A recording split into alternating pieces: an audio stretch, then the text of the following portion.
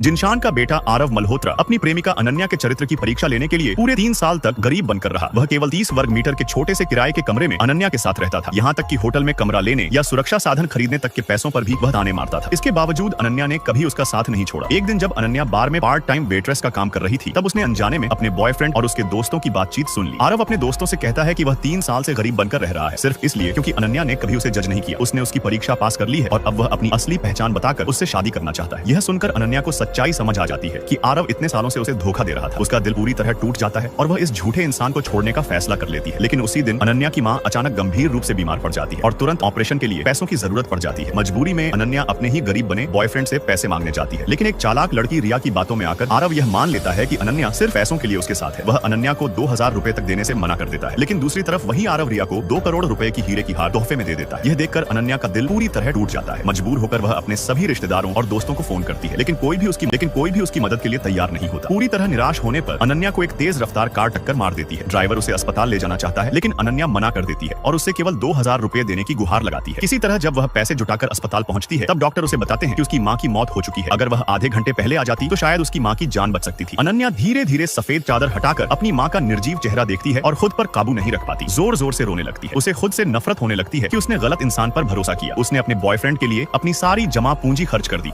और सबसे ज्यादा दर्द उसे आरव की बेरुखी से होता है। मां के अंतिम संस्कार के बाद अनन्या घर लौटकर अपना सामान पैक करती है और वहां से जाने का फैसला कर लेती है। तभी आरव शराब पीकर घर आता है और अनन्या को आदेश देता है कि वह उसके लिए हैंगओवर सूप बनाए। अनन्या चुप रहती है। गुस्से में आरव 2000 रुपए निकालकर उसके सामने फेंक देता है और कहता है कि पैसे लो और काम करो। अनन्या गुस्से में पूछती है कि क्या वह उसकी प्रेमिका है या सिर्फ नौकरानी या फिर कोई खिलौना जिससे वह अपना मन बहलाता है। लेकिन आरव उल्टा उसी पर चिल्लाने लगता है और कहता है कि वह 2000 रुपए के लिए अपनी मां की बीमारी का झूठा बहाना बना रही है। अनन्या जब अपनी मां की मौत की सच्चाई बताने ही वाली होती है, तभी रिया बिना किसी शर्म के घर में आ जाती है और कहती है कि यह घर आरव का है और वह यहाँ एक रात रुकेगी। इसके लिए अनन्या की इजाजत की कोई जरूरत नहीं है। अनन्या रोते हुए बताती है कि बेहतर घर में रहने के लिए आरव ने ही उससे यहाँ आने की गुहार लगाई थी। ज्यादा किराया देने के लिए वह रोज कई नौकरियां करती थी। वह आरव से पूछती है कि क्या उसने कभी उसकी इज्जत की, लेकिन आरव को जरा भी पछतावा नहीं होता। वह कहता है कि उसे किराए के पैसों से कोई फर्क नहीं पड़ता। तब अनन्या को एहसास होता है कि उसके 7 साल के प्यार की कोई कीमत नहीं थी। दिल टूटने के बाद अनन्या आरव से रिश्ता तोड़ लेती है। इस बार आरव घबरा जाता है, लेकिन अनन्या का फैसला अटल होता है। वह बिना पीछे देखे उस इंसान की जिंदगी से हमेशा के लिए चली जाती है। ऑफिस पहुंचकर वह दोनों की तस्वीरें कूड़ेदान में फेंक देती है और मानव संसाधन विभाग को अपना इस्तीफा सौंप देती है। तभी उसे पता चलता है कि यह कंपनी भी आरव की ही है। तब अनन्या को समझ आता है कि क्यों सभी कर्मचारियों की तनख्वाह बढ़ी, लेकिन सिर्फ उसकी नहीं। वह हमेशा सोचती थी कि शायद उसने पर्याप्त मेहनत नहीं की, लेकिन जब वह अपनी सैलरी स्लिप देखती है तो उसे गहरा सदमा लगता है। जिस बढ़ी हुई राशि को वह वेतन वृद्धि समझ रही थी, वह असल में उसकी ही तनख्वाह से काटी गई रकम थी। अनन्या को याद आ जाता है कि कैसे वह 2000 रुपए के लिए भीख मांग रही थी और उसी आदमी ने उसकी मां की जिंदगी छीन ली। जब वह आरव से सवाल करती है तो वह बेशर्मी से कहता है कि वह उसकी शादी के लिए दहेज जमा कर रहा था, क्योंकि शादी के बाद